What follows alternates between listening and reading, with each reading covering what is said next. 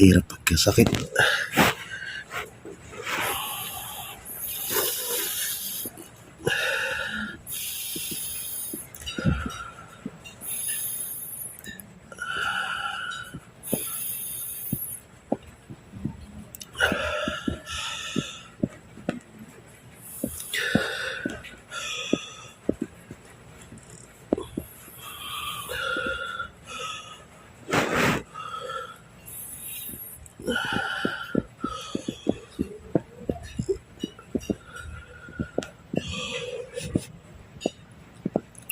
Inaano ko yung kasi sobrang sakit ng lalamunan ko, kaya kailangan ko lunukin yung usok. Yun yung utos nila sa akin.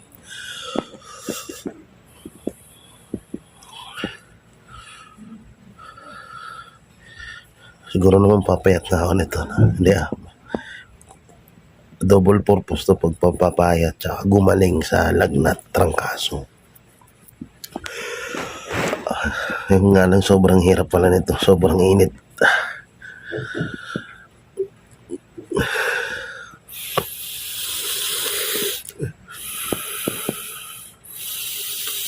Ang gwapo ko pa rin pala kahit nakaganito, no?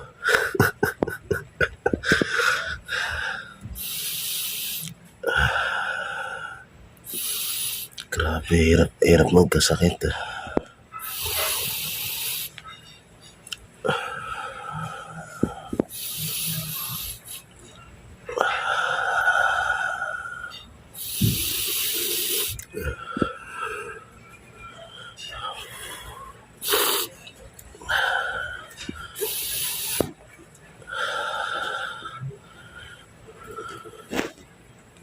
Grabe.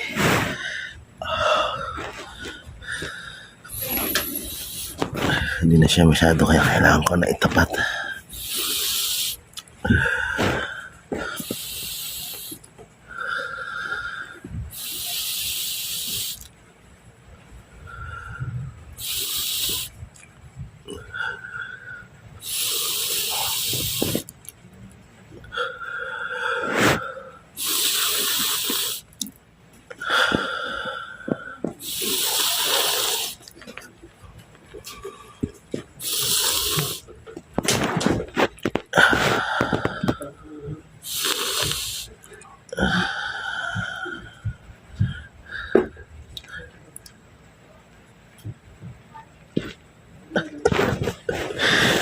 Ang hirap hirap gumamot sa sarili. Alright.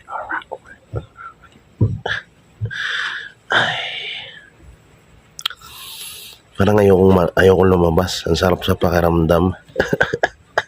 Ito lang pala basic na pagpapawis eh. Kaso sandamak-nak na kumot ang kailangan mo rito.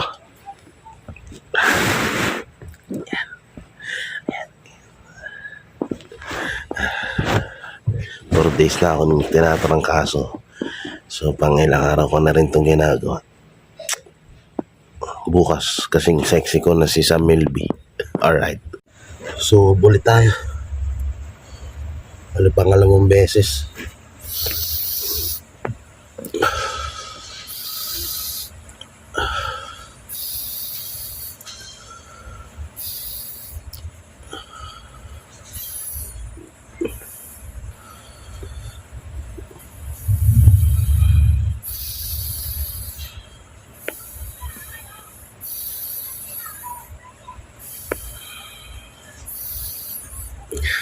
Hirap pala.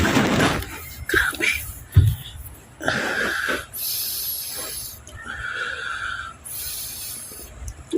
Purong pogi ko pa rin.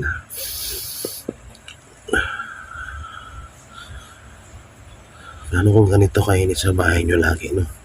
Lagi siguro sa inyo ng pawis.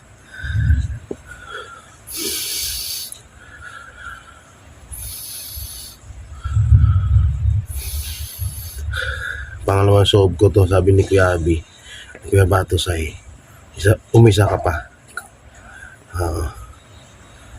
Kasi ako nga konting kibot, pawisan ako. Kaya yan, no. Pangalawa na siya, pawis pa rin ako.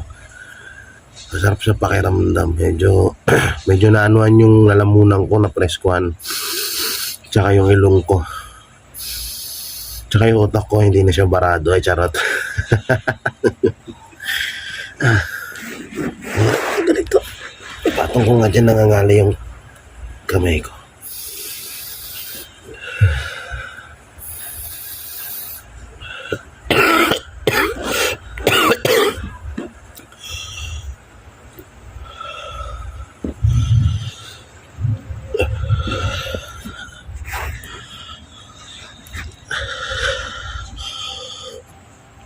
Naalala ko, baka mahigop ko yung kaldero eh.